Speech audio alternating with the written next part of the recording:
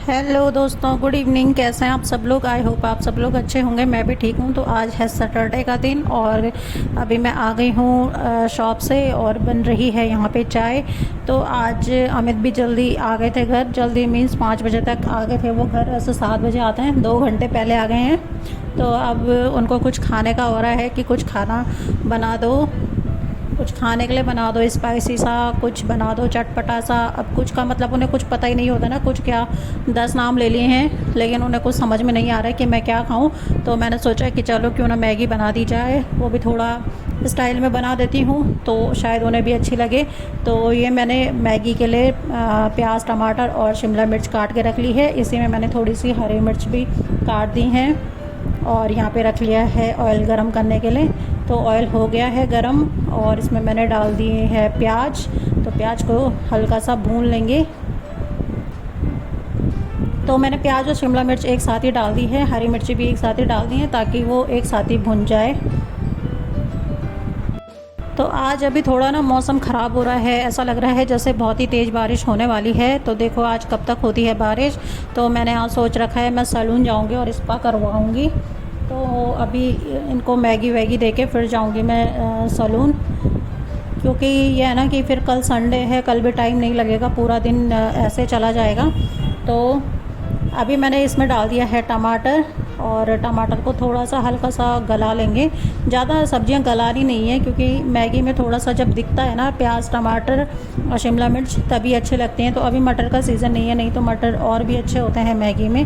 तो मटर है नहीं, इसलिए मैंने जो सब्जियां हैं उन्हीं से बना रही हूँ मैं। तो ये मैंने इसमें हल्के हल्के से मसाले ऐड कर दिए हैं, धनिया, नमक और लाल मिर्च पाउडर। तो सैलून जाने का मैंने इसलिए सोचा कि भाई हम आज कल करके करके मैं मतलब 1 डेढ़ महीना हो गया मैं जब सोच रही हूँ कि मैं करूँगी। मई में मैं गई थी सैलून में अपना स्पा करवाने के लिए, लेकिन उन्होंने बोला था आपका हेयर फॉल तब रुकेगा जब आप 15-15 दिन में ये स्पा करवाओगे। लेकिन मैं गई नहीं तब से। ये अगस्त हो गया है। तो मैंने सोचा है कि मैं अब जाऊँगी और प्रॉपरली सिटिंग्स लूँगी स्पा की, तब जाके कुछ थोड़ा इफ़ेक्ट दिखेगा। तो काम तो ऐसा ना, काम तो कभी नहीं रुकेगा, काम ने तो होता ही रहना है, होता ही रहना है। तो अपने लिए टाइम निकालना भी बहुत ज़्यादा ज़रूरी है, क्योंकि हम इन चीज़ों को ना अनदेखा नहीं कर सकते हैं। तो इस वजह से फिर मैंने आज सोचा कि आज चाहे कुछ भी हो जाए तो मैं आज करके रहूँगी, जाके रहूँगी सैलून में। फिर तो देखी जाएगी जो भी होगा, क्योंकि फिर वैसे भी कल फिर पूरे दिन भर काम ही करना है, काम ही करना है, फिर थकान भी लग जाती है। फिर वैसे भी फिर बाहर जाने का बिल्कुल भी मन नहीं होता है। एक बार तो मैं सोच रही थी कि मैं शॉप से सीधे चली जाऊं पार्लर में ही, लेकिन वही हुआ कि मैं गई नहीं। मैंने कहा घर पे थोड़ा सा चाय वाय पी के थोड़ा फ्रेश होके तब जाऊंगी। तो ये भी आ गए थे घर पे, तो फिर इनको भी भूख लगी थी, तो इसलिए मैंने कहा चलो मैगी बना देती हूँ तब तक। तो बस ये बन गई है मैगी।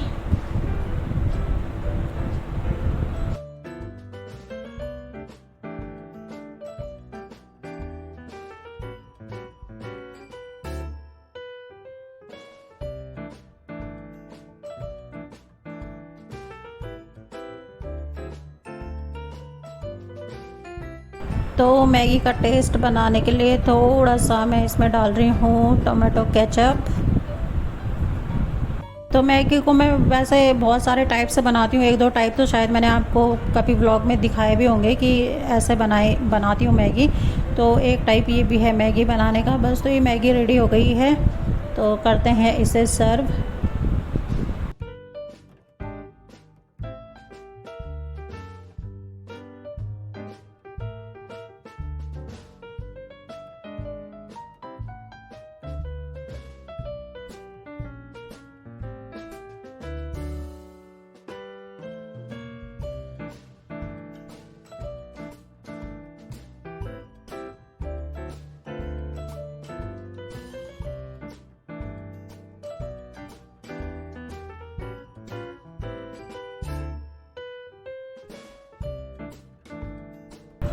तो बस पहुंच गई हूँ मैं सैलून में। और यहाँ पे पहले हेयर वॉश हुए, फिर उसके बाद उन्होंने कोई क्रीम जैसा कुछ लगाया है स्कैल्प पे और ये अब मसाजर से मसाज कर रहे हैं हेड में। तो इतना अच्छा लग रहा है, इतना सुकून मिल रहा है। मतलब वो ईचिंग सी थी ना जो बालों में, स्कैल्प में, वो ईचिंग नहीं हो रही थी जब ये लगा रहे थे। और एक ठंडा ठंडा सा लग रहा था कुछ सर में, तो अच्छा लग रहा था ये करवा के।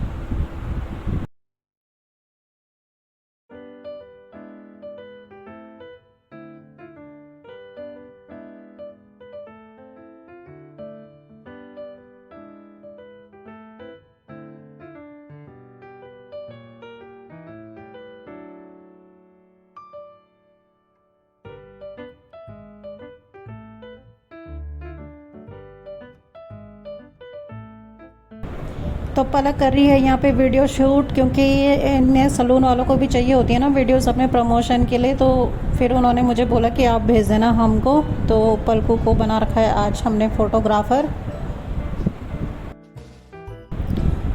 तो इस मसाजर से मसाज देने के बाद ये दूसरी मसाज होती है एक, जो हाथों से दी जाती है अच्छे से। और ये पूरे मतलब ऐसा बॉडी पे भी मसाज दी जाती है एक टाइप की। इससे क्या होता है ना, वो क्रीम जो होती है वो पूरे उसमें फैल जाती है। तो मसाज देने के बाद फिर स्टीमर लगाया जाता है बालों को भाप देने के लिए। तो बस अब हो गया है प्रोसीजर पूरा और ये फाइनल हेयर वॉश हो रहा है।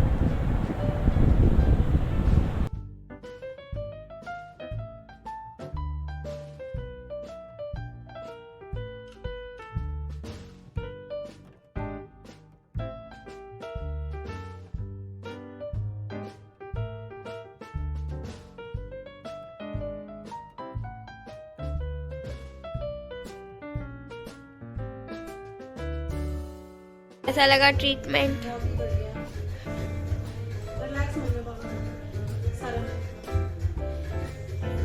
तो दीदी के हेयर्स भी कितने ज़्यादा सॉफ्ट और स्मूथ हो गए बिल्कुल। मन कर रहा था मेरा बस ऐसे ही करता रहो इन्हें। अब नहीं झड़ रहा आपके बाद? दीदी पूरे 90 डिग्री एंगल घूम चुकी है। तो आ गई हूँ मैं स्पा करवा के, और फाइनली आज मैंने टाइम निकाल ही लिया अपने लिए। आज तो मैंने सोच लिया था कि चाहे कुछ भी हो जाए मैं जाऊँगी तो जाऊँगी, क्योंकि हेयर फॉल इतना ज़्यादा हो रहा था, इतना ज़्यादा हो रहा था कि शॉप पे भी ना मुझे टोक रहे थे कि मैम कुछ तो करो आप अपने बालों का, आपके इतना हेयर फॉल हो रहा है, आप कर क्यों नहीं रहे हो, कुछ दवाई ले लो या कोई आप ट्रीटमेंट ही ले लो कुछ भी। तो जब भी मतलब मैं किसी से ऐसा डिस्कस कर रही थी तो सबने मुझे स्पा का बताया कि आप स्पा करवाओ, क्योंकि दवाई बहुत ज़्यादा हो जाती है खाने के लिए, और स्किन का ट्रीटमेंट और हेयर्स का ट्रीटमेंट बहुत ही ज़्यादा कॉस्टली होता है और काफ़ी लॉन्ग टाइम तक चलता है। तो इतनी लंबी दवाइयाँ तो मैं खा नहीं सकती हूँ। दवाइयाँ मैं वैसे भी नहीं खाती हूँ, क्योंकि मैं जितना होता है ना मुझसे सहन करने लायक मैं उतना सहन करती हूँ, और दवाइयाँ मैं खाती नहीं हूँ, क्योंकि मुझे पसंद नहीं है दवाइयाँ खाना। आप सच बताओ तो मैं मेडिकल लाइन में हूँ, लेकिन दूसरे को दवाइयाँ दे सकती हूँ, लेकिन मैं खुद नहीं खा सकती हूँ दवाई। तो फिर मैं गई वहाँ पे स्पा करवाने के लिए, तो उन्होंने एक ट्रीटमेंट दिया है। वो ट्रीटमेंट मतलब 25-25 दिन में करवाना है। तो अभी तो मतलब बाल लग रहे हैं, थोड़े से हल्के भी लग रहे हैं उससे कराने से, और अभी देखो फिर क्या रिस्पॉन्स आता है। फिर 25 दिन बाद करवाना है वो स्पा दोबारा से, वो ट्रीटमेंट लेना है। तो मैं आपको भी यही बोलूँगी कि यार जब ना स्टार्टिंग हो कोई भी प्रॉब्लम, तो आप उसी टाइम ही उसको सॉल्यूशन ढूंढो। अगर आप बाद में फिर पछताने से कोई फ़ायदा नहीं है। जैसा मैंने आपको कल वाले ब्लॉग में बोला था कि फिर पछता के कोई फ़ायदा नहीं है। मेरे बाल पहले इतने ज़्यादा घने बाल थे, इतने मोटे बाल थे कि मतलब मैं रबड़ भी लाती थी ना, तो रबड़ के भी 2 से तीसरा फोल्ड नहीं हो पाता था, इतने मोटे बाल थे। अब ये हो रहा है कि 3-4 फोल्ड करने के बाद भी बाल जो से मतलब फिसल जाता है। क्लेचर मतलब अटकता नहीं है मेरे बालों पे, फिसल जाता है क्लेचर भी, इतने पतले हो गए हैं बाल। तो मैंने बताया आपको कि गर्ल्स में तो जैसे होती है, बहुत सारी प्रॉब्लम्स हैं गर्ल्स को, तो उसकी वजह से भी जैसे हार्मोन्स डिसबैलेंस वगैरह हो गए हैं, तो उसकी वजह से भी हो जाता है। तो कई बार ना इस टाइप से भी क्या होता है कि मेडिसिन नहीं असर करती हैं, इनके लिए ट्रीटमेंट ही चाहिए होता है।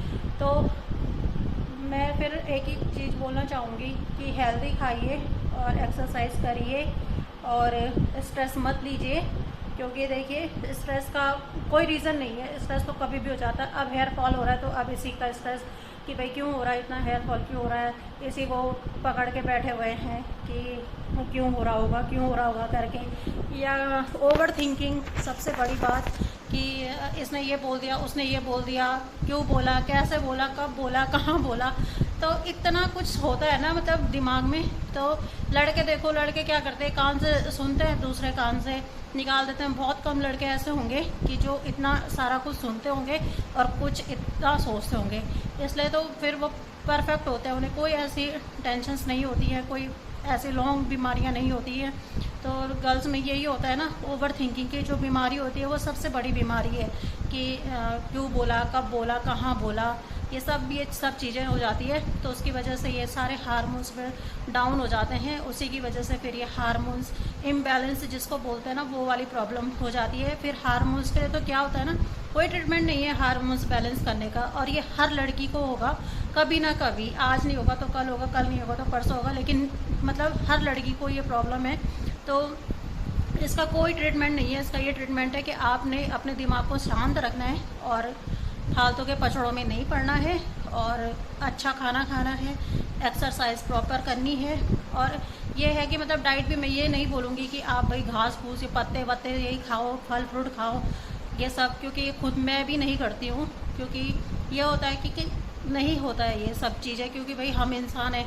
अभी बारिश का मौसम है, अभी पकोड़े बनेंगे, अभी चाउमीन आएगी, कभी मोमो खाने का मन होगा, कभी कुछ खाने का मन होगा। तो कब तक आप मन मार के रहोगे इन चीज़ों को, कब तक बचोगे इनको ना खाने से? कब तक आप उबली हुई सब्जियां, कब तक आप उबला वो खाओगे? एक ना एक दिन आपको फिर फीलिंग आएगी ना कि बीमार हो आप, इसलिए आप ये सब खा रहे हो। तो अपनी बॉडी को ऐसे भी नहीं बनाना है, सब चीज़ें खानी है।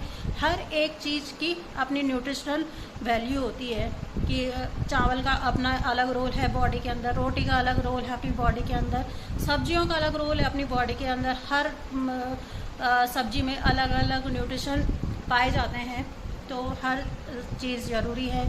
लेकिन मतलब मेरा बोलने का मतलब ये है कि आप जैसे अनहेल्दी भी खा रहे हो तो क्वांटिटी का ध्यान रख के खाओ हमेशा, कि इतना नहीं है कि भाई अनहेल्दी आपने पेट भरने के लिए खा दिया, स्वाद के लिए खा रहे हो, तो सेहत का नहीं सोच रहे हो। तो ये है कि अनहेल्दी भी खाओ तो सोच समझ के खाओ, क्वांटिटी के अकॉर्डिंग खाओ। क्योंकि मैं खाती हूँ तो मैं भी क्वांटिटी के बैलेंस करके खाती हूँ कि एक टाइम अगर मैंने कुछ ऐसा अनहेल्दी खा लिया है तो अगली बारी मैं फिर सब्जी खाती हूँ, रोटी नहीं खाती हूँ। तो इस टाइप से बैलेंस करके चलती हूँ मैं। तो आप भी इसी टाइप से चलिए। तो मैंने जैसे पहले भी बोला है कि स्वाद के लिए नहीं खाइए, सेहत के लिए खाइए। जब आप ये समझ जाओगे कि नहीं हमें सेहत के लिए खाना है, तो आपके आधे से ज़्यादा प्रॉब्लम्स वैसे ही सॉल्व हो जाएंगी। तो चलिए फिर ब्लॉग गाइड मैं यहीं पे करती हूँ, मिलती हूँ मैं आपको अपने नेक्स्ट ब्लॉग में। अगर ब्लॉग पसंद आ रहे हो तो लाइक भी करें, शेयर भी करें, सब्सक्राइब भी करें, और बने रहिए फिर मेरे साथ मेरे नेक्स्ट ब्लॉग के लिए। तब तक बाय बाय।